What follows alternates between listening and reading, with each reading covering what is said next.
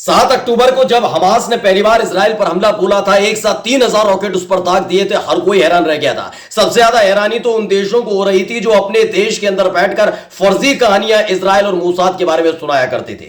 लेकिन अब खुलकर निकलकर सामने आ चुका है कि कैसे इजराइल के अंदर से ही आवाज उठने लगी थी और हमास ने जो हमला किया था उसके बारे में इजराइल के उन तमाम अधिकारियों को पता था, लेकिन उनके ही देश के अंदर एक खलनायक रह रहा था जिसने साफ तौर पर इस पूरे के पूरे हमले को तबाह कर रख दिया और इजराइल पूरी तरह से तबाह हो गया। आज मैं एक बहुत बड़ी खबर इजराइल हमले को लेकर सुनवाने जा रहा हूं, बताने जा रहा हूं। हमास ने जो हमला किया था वो डंके की चोट पर किया। इजराइल को पहले से पता था, लेकिन इजराइल के एक अधिकारी ने साफ तौर पर मान लिया है कि हां, इजराइल की जो तबाही हुई वो उसी की देन है। नमस्कार, मैं हूं प्रज्वल गौतम और आप देख रहे हैं द कंटाप। अभी तक ये सवाल उठ रहा था कि हमास एक आतंकवादी संगठन है जिसने रातों रात एक हमला किया, 3000 रॉकेट अचानक से दाग दिए। किस पर? इजराइल पर। इजराइल के तमाम जो शहर हैं, तमाम जो जिले हैं, वो नेस्तनाबूद होते चले गए। कई लोगों की मौत उसमें हो गई, कई इमारतें ढह गई, जमींदोज हो गई, पूरा नक्शा इजराइल का बदल चुका था। लेकिन इन सब के बीच लगातार सवाल उठाया जा रहा था कि हमास की इतनी हिम्मत कैसे हो गई। हमास तो एक आतंकवादी संगठन है, उसने कैसे इजराइल पर हमला कर दिया? इसको खत्म कर देना चाहिए, इसे खत्म कर देना चाहिए, इसके लड़ाकों को देना चाहिए, इसका नाम जमीन में मिला देना चाहिए, खोद कर गाड़ देना चाहिए। इस तरह की कस्में पश्चिमी देश खा रहे थे। लेकिन अब जो खुलासा मैं आपके सामने करने जा रहा हूं, उससे निकलकर सामने आता है कि कैसे इजराइल के तमाम आदेशों से खुद इजराइल के अधिकारी परेशान हो चुके हैं। इजराइल की हरकतों से खुद उसके अधिकारी परेशान हो चुके हैं। मोसाद कितना ताकतवर है, उसके एजेंट कितने ताकतवर है, नेतन्याहू के बातों में कितना दम है, इसकी पोल उनका खुद का एक अधिकारी खोलता हुआ नजर आ रहा है। उसने साफ तौर पर कह दिया है कि पहले से हमें सारी जानकारी थी, हमें सब पता था हमास क्या करने जा रहा है, लेकिन हम कुछ कदम नहीं उठा पाए। उसके पीछे की कहानी यह है क्योंकि अब तक की जो ताकतवर होने की कहानी है इजराइल सुनाता रहा, वो फर्जी है, वो अफवाह है और कुछ नहीं है। यानी अपने पड़ोसी देशों को डराना, धमकाना, उनकी जमीन हथियाना, ये तमाम काम इजराइल कर रहा है और इन्हीं फर्जी कहानियों के आधार पर वो लगातार ये काम करता रहा है। लेकिन इस बार ये काम उसको भारी पड़ा और हमास ने एक झटके में इजराइल को बर्बाद कर दिया। मैं जिसकी बात करने जा रहा हूं वो हमास का कोई आदमी नहीं है, फिलिस्तीन का कोई नहीं है, या फिर ईरान, इराक, सऊदी अरब, लेबनान, सीरिया, इनका कोई नहीं है, बल्कि खुद इजराइल का एक बड़े अधिकारी यानी राष्ट्रीय सुरक्षा सलाहकार यानी एनएसए ने स्वीकार किया है कि हां, ये सारी की सारी गलती उसकी तरफ से हुई है। यानी हमास ने जो हमला किया था वो चोरी छिपे नहीं किया, डंके की चोट पर किया, बताकर किया कि आप 75 साल से जो नरसंहार फिलिस्तीनियों का कर रहे हैं, उनकी महिलाओं के साथ, उनके बच्चों के साथ, उनके बुजुर्गों के साथ, उनकी जमीन के साथ जो बदसलूकी, बदतमीजी की जा रही है, उसका बदला लेने हमास जा रहा है। पहले ही ऐलान कर दिया गया था, मिस्र ने तो पहले ही कह दिया था कि संभल कर रही है इजराइल, बड़ा हमला होने जा रहा है। लेकिन नहीं, इजराइल अपने आप को जिल्ले इलाही समझ रहा था और उसके ही अधिकारी ने खोल दिया कि हम किस तरह से ओवर कॉन्फिडेंस में जी रहे थे और इसकी कीमत हमें चुकानी पड़ी है।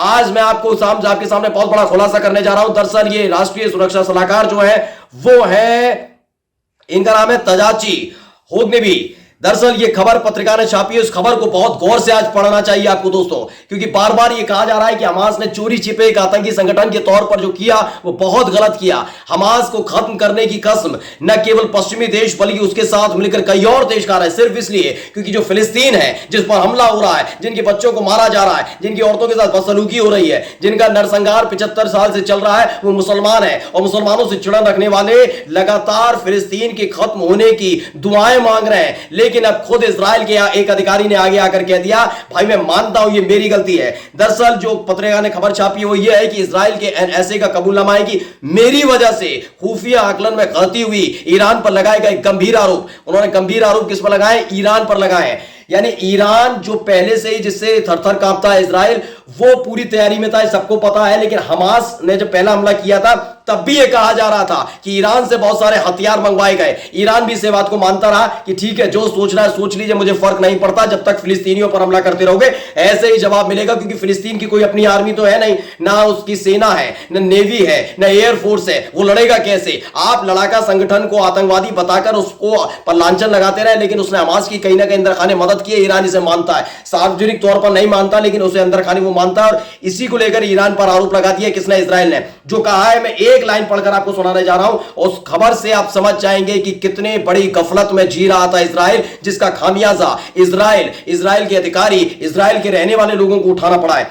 इजराइल और हमास के बीच युद्ध शुरू हुए 1 हफ्ते से ज्यादा का समय बीत चुका है। इस युद्ध में अब तक दोनों तरफ से 4500 लोगों की जानें जा चुकी हैं, तकरीबन 4500 लोगों की जान जा चुकी है। इस बीच इजराइल के राष्ट्रीय सुरक्षा सलाहकार तजाची होग्रीबी ने खुफिया विभाग की नाकामी को स्वीकार किया है कि हां, हम पूरी तरह से नाकाम हैं। यानी कल तक अगर आपको आकर कोई कहानी सुनाता है कि मोसाद जैसी खुफिया एजेंसी होनी चाहिए जिसके एजेंट है हर जगह, इजराइल पर कोई नजर डालता है तो उसके देश में घुसकर उसी के जो रहने वाले लोग हैं जो इजराइल के बारे में गलत सोचते हैं उनको खत्म कर देता है। सारी कहानियां फर्जी हैं, सारी कहानी अफवाहें। मैं इसलिए कह रहा हूं क्योंकि इतनी खूंखार एजेंसी जिसका सामना सीआईए नहीं कर सकती, जैसा कहानियों में बताया गया, वो सारी की सारी कहानी है।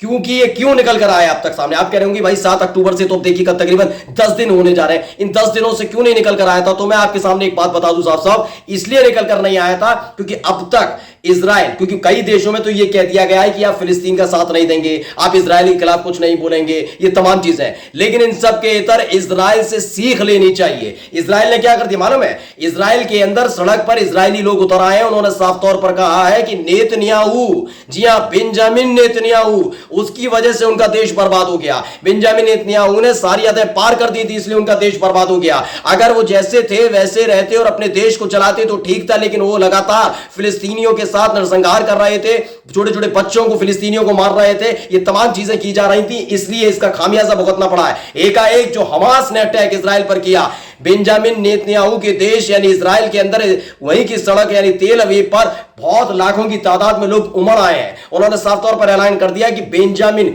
हम हमास को नहीं मानते, हम फिलिस्तीन को नहीं मानते, सारा किया धरा बेंजामिन नेतन्याहू का है। ये इजराइल के लोगों को कहना है। तेल अवीव के अंदर प्रदर्शन होने लगा है, जिसको देखकर वहां के भी अधिकारी डर गए, दहशत में आ गए इस बात को लेकर कि भाई अब सड़कों पर भीड़ उतर आई है। जहां ऐसे वक्त में राष्ट्रवाद का जिक्र करना चाहिए, चीखना चाहिए, चिल्लाना चाहिए, बताना चाहिए कि राष्ट्रवाद की बात करिए, देश की एकजुटता की बात करिए, हमारे देश पर हमला हुआ है, लेकिन अब पोल खोलने लगे हैं, एक एक कर पोल खोले जा रही है। कैसी नीति बनाई? आप मानकर चलिए शरणार्थी के तौर पर आते हैं और 75 साल के भीतर आप पूरा फिलिस्तीन लील जाते हैं, उसके बावजूद आपकी भूख खत्म नहीं होती। फिलिस्तीनियों के छोटे छोटे बच्चे, वो मासूम बच्चे जो कुछ भी नहीं जानते, उनकी हर दिन एक तस्वीर आती थी कैसे उन्हें मौत के घाट उतार दिया। किसने? इजराइल के जो सैनिक वहां पर थे उन्होंने मार दिया। महिलाओं के साथ बदसलूकी की जा रही है, किसी को नहीं बख्शा जा रहा है। जब इंतहा पार हुई तो इस तरह की कार्रवाई की गई और क्या हुआ? उसके एवज में जब ये कार्रवाई हुई तो अब खुलकर गुस्सा तेल अवीव के अंदर खुद बेंजामिन नेतन्याहू के खिलाफ आ गया और अधिकारी भी इससे डर गए। इसीलिए साफ तौर पर वहां के राष्ट्रीय सुरक्षा सलाहकार ने मान लिया कि हां भाई, ये बात पूरी तरह से सच है कि गलती हुई है, चूक हुई है, हमारी वजह से इजराइल में बर्बादी हुई है। यानी बेंजामिन नेतन्याहू की जो कुर्सी है वो भी हिलती डुलती हुई नजर आ रही है। और इन सब के बीच जो आरोप लगातार हमास पर, जो लगातार आरोप फिलिस्तीन पर, फिलिस्तीन के लोगों पर, ईरान पर, सऊदी अरब पर, इन तमाम देशों पर लगाए जा रहे थे, वो धरे के धरे रह गए। नमस्कार।